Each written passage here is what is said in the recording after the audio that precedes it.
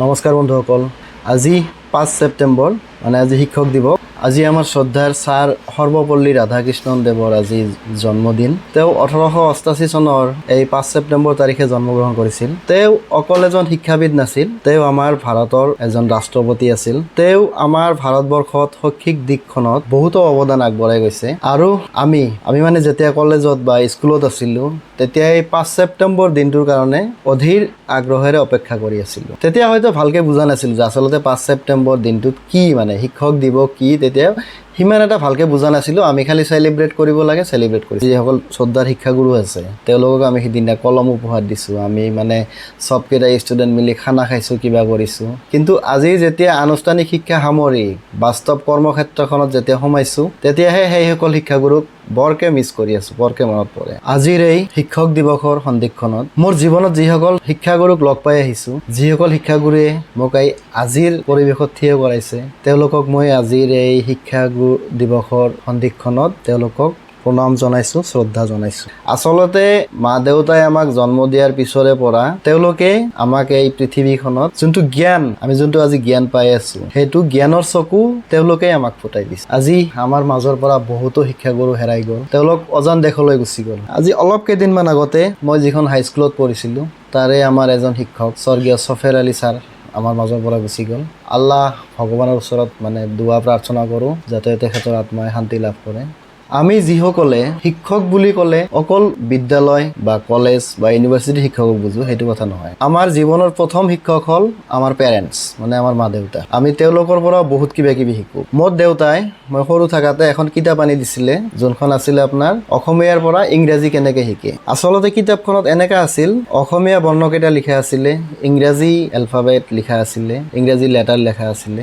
মানে কোৱাটোৱে যে কে বুজায়, এলটোৱে যে ল বুজায়, আচলতে সেনেকৈয়ে ৱাৰ্ড মেকিং কৰা মই শিকিছিলোঁ। তাৰে পিছত তেওঁলোকে অকল আমাক ঘৰখনতে শিক্ষা দিব পাৰে। তাৰপিছত বাহিৰা জগতখনত প্ৰৱেশ কৰিলোঁ, মানে স্কুলত আমি সোমালোঁ, মানে তেতিয়াৰ পৰা শিক্ষাগুৰুৱে আমাক শিক্ষা দিব আৰম্ভ কৰিলে, মানে বিদ্যালয়ৰ শিক্ষকে। প্ৰাথমিক পৰ্যায়ত যিসকল শিক্ষাগুৰুৱে আমাক শিক্ষা দিলে, সেইটো বহুত মূল্যৱান শিক্ষা আছিলে, আৰু যাৰ মূল্য নেকি কোনো দিব নোৱাৰে, অমূল্য। সেই শিক্ষাগুৰুসকল আজি আমাৰ মাজত নাই। তেওঁলোকে যাতে য'তে আছে তেওঁলোকৰ আত্মাই যাতে শান্তি লাভ কৰে, এইটোৱে নেদেখাজনৰ ওচৰত প্ৰাৰ্থনা।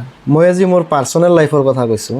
স্কুলীয়া শিক্ষা সামৰি যেতিয়া কলেজত এডমিশ্যন ল'লোঁ, তেতিয়া মানে বহুত ভয়কৈ কলেজলৈ গৈছিলোঁ। কি বা কলেজৰ শিক্ষা কেনেকৈ দিয়ে, কলেজৰ ছাৰ বাইদেউবিলাক স্কুলত যেনেকৈ মানে কেতিয়াবা ভুল কৰিলে মাৰিছিল, কলেজতে মাৰিব নেকি? কিন্তু সেইটো নহয়। কলেজত আমাক ছাৰসকলে বাইদেউসকলে বহুত মৰম কৰি মানে শিক্ষা দিছিলে। বিশেষকৈ মই আজি নাম ল'ব লাগিব আমাৰ শ্ৰদ্ধেয় ভূমিজা বৰ্মন কলিতা বাইদেৱে মোক নিজৰ ল'ৰাৰ নিচিনা মৰম কৰিছে। বাইদেউ, আপুনি যদি এই ভিডিঅ'টো চাই আছে, মই আপোনাক প্ৰণাম জনাইছোঁ। বাইদেৱে মোক এই জীৱনটো আগবঢ়াৰ কাৰণে অকল যে আনুষ্ঠানিক শিক্ষা সেইটো নহয়, আনুষ্ঠানিক শিক্ষাৰ বাহিৰেও সমাজ এখনত কেনেকৈ চলিব লাগে, কেনেকৈ ভৱিষ্যত পৰিকল্পনা কৰিব লাগে, সেইখিনিও বাইদেৱে মোক শিকাইছিলে। তাৰে পিছত আজি এই শিক্ষক দিৱসৰ এইখনত মই ললিত চন্দ্ৰ ভৰালী মহাবিদ্যালয় গুৱাহাটী মালিগাঁও, তাৰেও মই শিক্ষাগুৰুসকলক বহুত প্ৰণাম জনাইছোঁ। তেওঁলোকৰ তাতে মই BBA এডমিশ্যন লৈছিলোঁ। তেওঁলোকে বহুত ভালকৈ শিকাইছিলে, বহুত জ্ঞান দিছিলে তেওঁলোকে।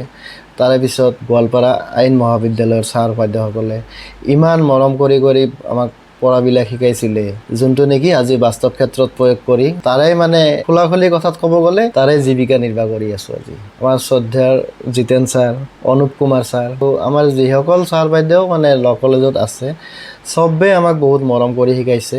আজি এই বিশেষখনত ছাৰ বাইদেউসকলক বহুত প্ৰণাম জনাইছোঁ।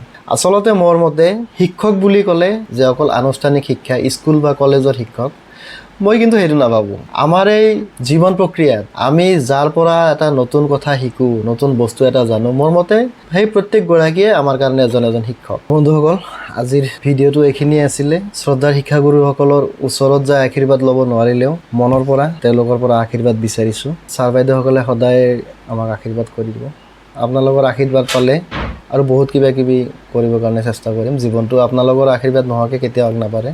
আৰু যিসকল ছাৰ বাইদেউ আমাক এৰি অজান দেশলৈ গুচি গৈছে, তেওঁলোকৰ আত্মাৰ কাৰণে প্ৰাৰ্থনা জনাইছোঁ। তেওঁলোকৰ আত্মাই যাতে শান্তিত থাকে। নমস্কাৰ।